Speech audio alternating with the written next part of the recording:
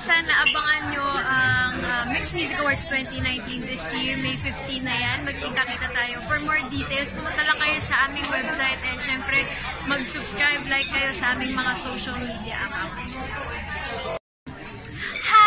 Please do support your favorite artists sa Mix Music Awards 2019 by voting for them sa mixph.com. And also, please support the Mix Music Awards 2019 itself. Sa May 15 na po yan. Sana po manood kayo and keep on supporting local music. Puro OPM, no? Congrats sa OPM. Yes. And Mix. Ano yung My Way? Mix, your choice, your music. Sabay tayo. Your choice. Sorry again. Mix, your choice, your music. What's up, everyone? It's Darren. And it's Jada. And we'd like to invite everyone please vote for us at this year's Mix Music Awards. Ako po ay nominated sa Remake of the Year, Male Artist of the Year, and Artist of the Year. And I'm up for Best New Artist. Thank you. Congrats. Salamat po. Lino yan. Hello po!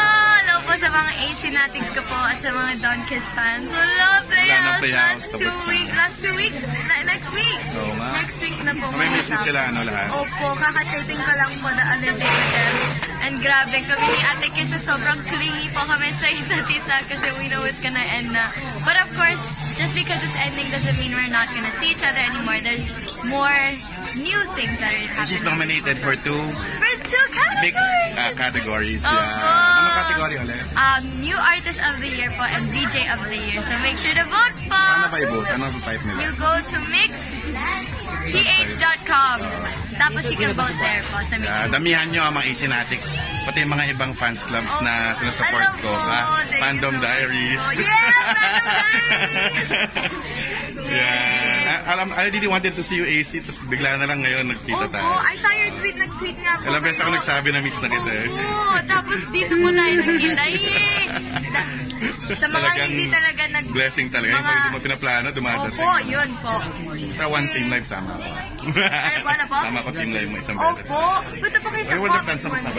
Hindi pa po. Ay, yung Pops gusto ko yun. World of Dance, ano po, every weekend po yun, magpa-finals na din po very, very soon. So make sure you guys are watching. Sa World of Dance na. Yes po, punta po kayo. Ay, Maha. I miss you, Maha. Yes, watch Maha. So, AC. Yes, po. I'm your AC Natic, no? Okay. Di ba? Naka-shades ba? May shades din po ko. Kasi yung mata ko medyo, may gray. Anyway. So, anyway, ang dami mong ginagawa, AC. Paano mo nga nababalance lahat yun? Yung ginagawa mo? Like, nasa teleserye ka, tapos fly in, fly out ka, World of Dance, and then, ano pa ba?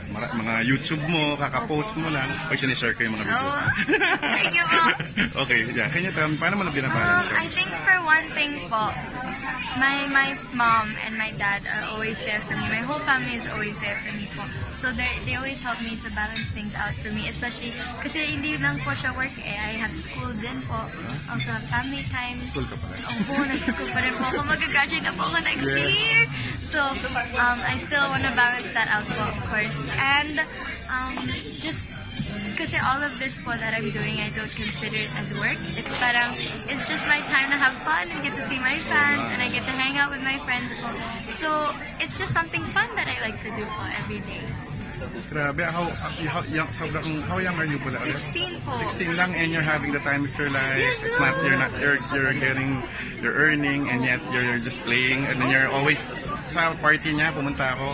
She's been dancing all the time, the whole time, no? You really love dancing. Our bigger parties po, grabe. We have the time of our lives during the party po. Wow. Sobrang saya naman. Where do you get all this inspiration? Alam ko you always pray to God and you have a high faith and malakas yung joy mo. Paano mo na-sustain yung energy mo? Yung ganyan yung hataw moves mo ganyan?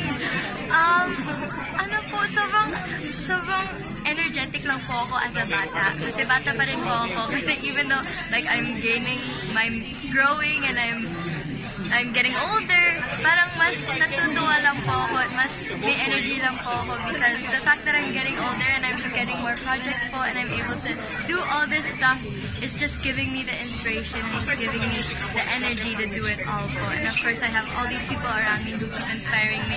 Like you po, Fandom Diaries and my AC Natics po are always there for me. So I just want to do this for them and my family. Sobrang bait nila. Mga AC Natics. Opo, sobra po. They are And the loves of my sobra. life. Ang dami na lang branches nakita ko. Like 20 branches ba yun? Pero lahat AC Nagsushoot din Natics. po ako, nagsushoot din po ako. Nagugulat ka As rin. in, kala ko po AC Natics lang. Tapos biglang may AC Natics Bicol, may AC Natics Quezon City. Nagsushoot po talaga ako and I just wanna meet all of them. I want you to give a message pala to some fans, not necessarily your fans, na Opo. yung nag-give up na sila kasi hindi na, parang feeling nila hindi na matuloy yung love, yung pair up nila. Anong message mo sa mga ganong fans? Sa mga, Sa mga overstate love team po, ganun po. yung feeling nila wala nang pag-asa sa yung ganitong certain pair up. I think kasi giving up is just like one thing that shouldn't happen. There's always that saying that don't give up.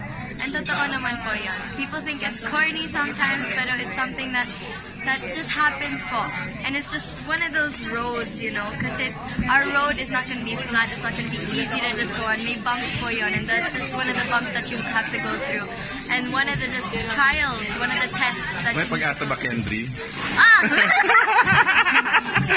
Hindi, sobrang close po talaga kami since we met. So yun yung favorite ng fans mo, no? Kendry Oo, talaga. talaga po. Parang napapansin ko, parang doon sila kinikilig. Kinikilig po ako sa donkeys eh.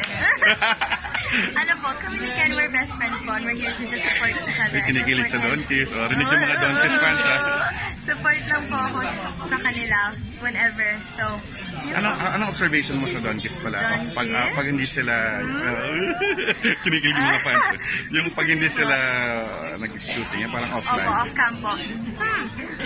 Kasi sa Playhouse po recently, of course, since last 2 weeks din po, we're trying to cram in a lot of scenes din po.